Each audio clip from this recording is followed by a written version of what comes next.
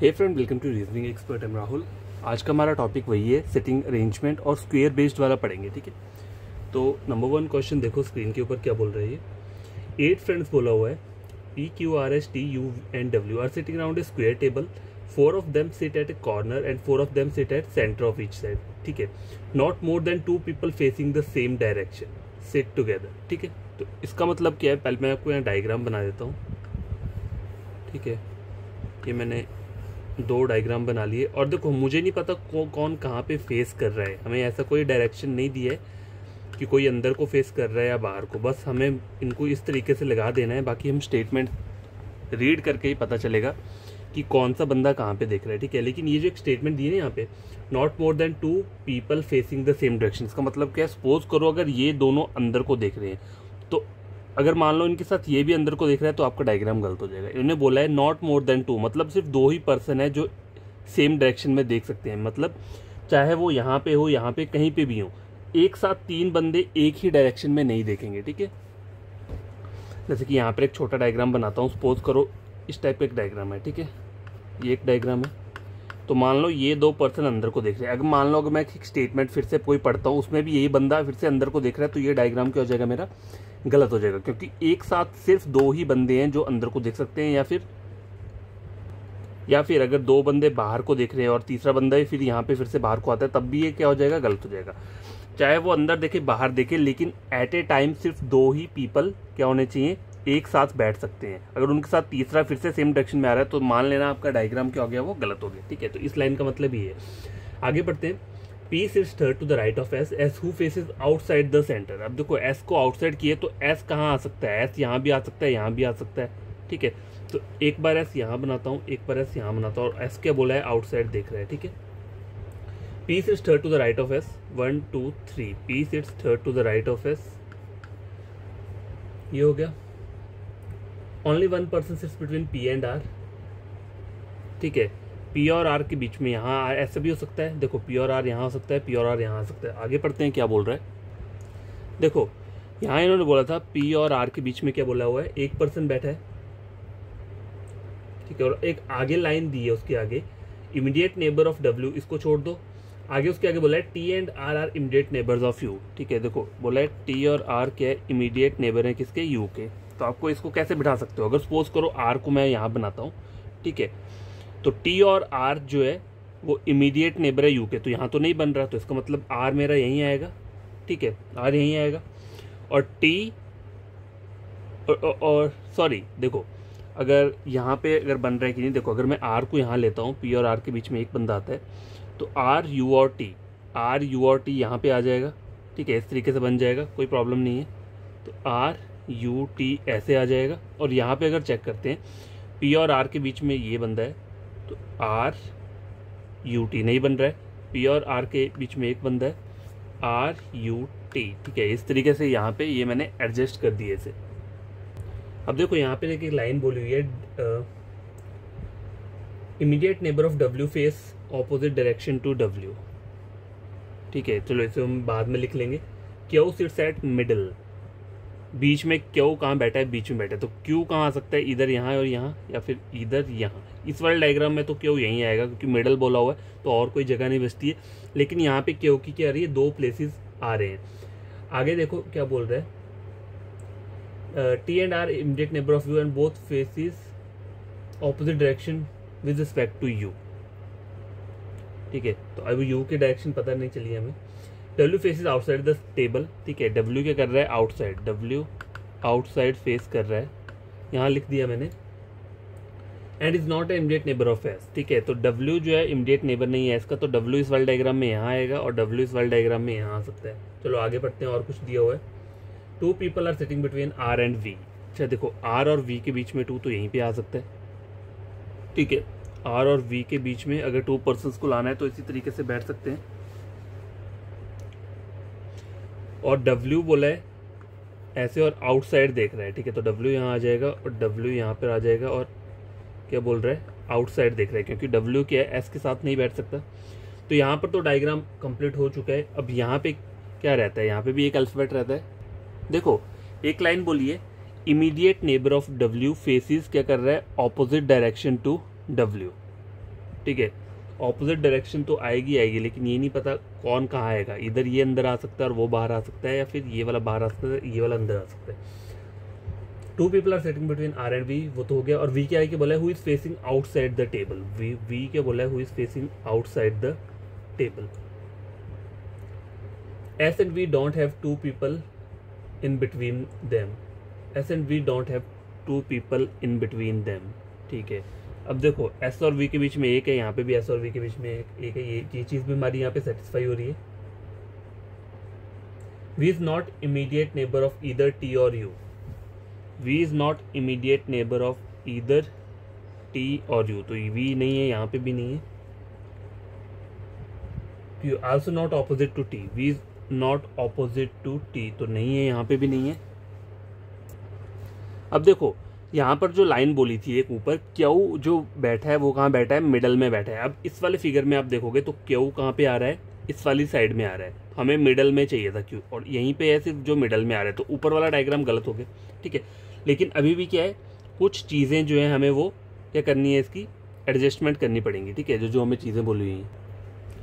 अब गैस देखो एक लाइन यहाँ पे क्या बोली हुई है, immediate neighbour of W faces opposite direction, ये बोला हुआ है, ठीक है। Immediate neighbour of W face the opposite direction to W, देखो तो डब्ल्यू यहाँ पे दिख रहा है, तो अब आप इनको कैसे एडजस्ट करोगे। आपको एक बात याद रखनी है कि 2 पर्सन ही साथ में बैठ सकते हैं सेम डायरेक्शन वाले, मैंने जैसे यहाँ पे स्टार्टिंग में बताया था 3 नहीं हो सकते। तो अगर मैं इसको यहाँ पे बना रहा हूँ तो ये 3 पर्सन आ जा रहे हैं, जो कि गलत हो जाएगा, तो मुझे इसको क्या बनाना पड़ेगा, यहाँ पे बनाना पड़ेगा, और इसको क्या करना पड़ेगा, यहाँ पे बनाना पड़ेगा, ठीक है। ये हो गया। अब देखो एक आगे और चीज बोला हुआ है यहाँ पे, T and R are immediate neighbors of you and both faces opposite direction with respect to you। तो opposite direction कैसे होगी, देखो अगर ये यहाँ को देख रहा है तो इसको कहाँ देखना चाहिए, फिर अंदर को देखना चाहिए। और ये चीज जो है देखो ये 2 सेम सिंबल आ रहे हैं, तो ये चीज क्या आएगी, ये भी अंदर को आएगी, ठीक है। अब देखो यहाँ पे क्या आएगा, एक ये बच रहा है, आप इसको बाहर को नहीं रख सकते क्योंकि नहीं तो 3 पर्सन एक साथ सेम डायरेक्शन में आ जाएगा, आपको इसको क्या करना पड़ेगा, अंदर की तरफ को रखना पड़ेगा। ये आपका फाइनल डायग्राम जो है वो बन के रेडी हो चुका है। अब देखो इसके क्वेश्चन सॉल्व करते हैं। If all the person sit around a square table in anticlockwise direction by their names, ठीक है, anticlockwise direction by their names according to the English alphabetical order starting from P से start करना है यहाँ से, ठीक है, P. Then how many person remain unchanged except P को छोड़ देना है, स्टार्ट पी से करना है लेकिन पी को काउंट नहीं करेंगे। पी क्यू आर एस ये सेम डायरेक्शन में आ रहा है, एस टी यू ये भी सेम डायरेक्शन में आ रहे हैं, वी और डब्ल्यू ये भी सेम डायरेक्शन में आ रहा है, ठीक है। देखो कौन कौन आ रहा है, P Q R S T U V W, 4 person आ रहे हैं जो कि जिनकी क्या हो रही है, चेंज हो रही है पोजीशन। तो पहले का जो आंसर रहेगा वो रहेगा D. 4 of the following 5 are belong to a group in a certain way, find the one which does not belong to that group. W R और एस, देखो डब्ल्यू बार को देख रहा है, आर बार को देख रहा है, एस भी बाहर को देख रहा है, ठीक है। वी और पी रहता है, ठीक है, वी बाहर को देख रहा है और पी जो है अंदर को देख रहा है, तो पी ही इनमें सबसे अलग है, तो पी के लिए क्या है, option number E. Who is sitting 5th to the left of S, 5th to the left of S, 1 2 3 4 5, कौन बैठा है, पी बैठा हुआ है, option number D. Who is what is the position of W with respect to T, position of W with respect to T, 1 2 3, 3rd to the right, 1 2 3 4 5, 5th to the left. देखो 3rd to the right तो दिए लेकिन 5th to the left नहीं दिए, तो मैं 3rd to the right पे जाऊंगा, option number A. How many person are sitting between P and T, देखो पी और टी के बीच में इक्वल पर्सन आ रहे हैं, यहाँ पे भी 3 आ रहे हैं, यहाँ पे भी 3 आ रहे हैं, तो आपका आंसर क्या होना चाहिए, 3 होना चाहिए, ऑप्शन नंबर सी, ठीक है। तो ये वाला क्वेश्चन जो था पहला वाला ये सॉल्व हो चुका है, देखो बढ़िया क्वेश्चन था ये भी।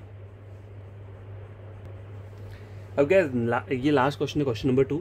देखो इसमें क्या बोला हुआ है, 8 person are sitting in 2 square table, 2 table बोले हुए हैं, एक टेबल नहीं 2 टेबल बोला है। 1 टेबल इज इनर साइड, मतलब एक अंदर वाला टेबल है अंदर की तरफ को, of another table. 4 person are sitting on each table, ठीक है। The person who sit in inner side of the table sit in the middle side, ठीक है, and face outside the centre. देखो मैं आपको यहाँ पे डायग्राम ड्रॉ करके बताता हूँ, इस तरीके से 2 टेबल बोले हुए हैं, ठीक है, तो डबल डायग्राम बना लेते हैं ताकि कोई गलत हो तो। अभी उन्होंने बोला क्या है, the person who sit in the inner side of the table sit in the middle side and face outside, ठीक है, ये इस तरीके से हैं, अंदर वाले जो हैं ये मिडल की साइड पे बैठे हैं और बाहर को देख रहे हैं, तो इस तरीके से ड्रॉ कर दिया। यहाँ पे आगे क्या बोला हुआ है, and the person who sit on outer side of the square seat in the middle and face inside, seat in the middle and face inside. ये भी देखो यहीं पे बैठे हैं, लेकिन ये क्या कर रहे हैं, अंदर की तरफ को देख रहे हैं।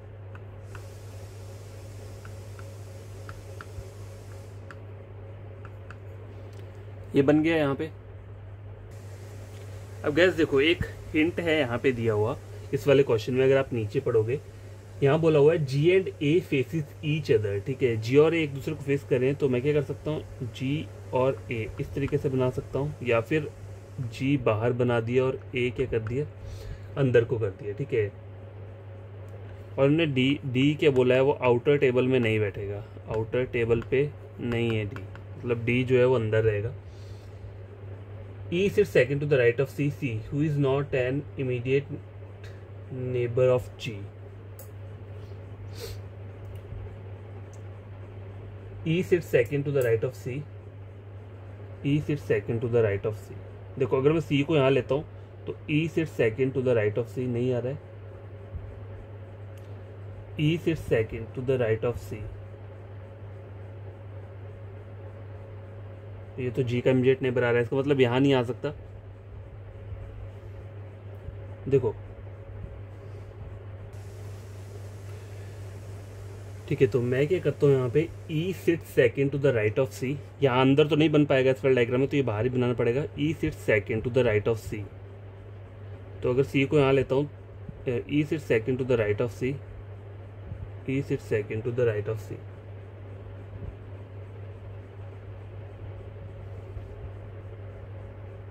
देखो E sits second to the right of C, ठीक है, ये हो गया। यहाँ पे C बोला है who is not an immediate neighbour of G, ठीक है, वो भी चल रहा है यहाँ पे। G who sits immediate left of F, immediate left of F, ठीक है, F के इमीडिएट लेफ्ट में G बैठा हुआ है, तो F के इमीडिएट लेफ्ट में G यहाँ पर आ गया। B is to the immediate right of C। अब देखो C के इमीडिएट राइट में B आना चाहिए, तो इसका मतलब पता है क्या है, ये चीज़ गलत है, ये जो आएगा यहाँ आएगा, जो ऊपर वाली लाइन थी। E sits second to the right of C, तो E sits second to the right of C यहाँ पे आ रहा है, ठीक है।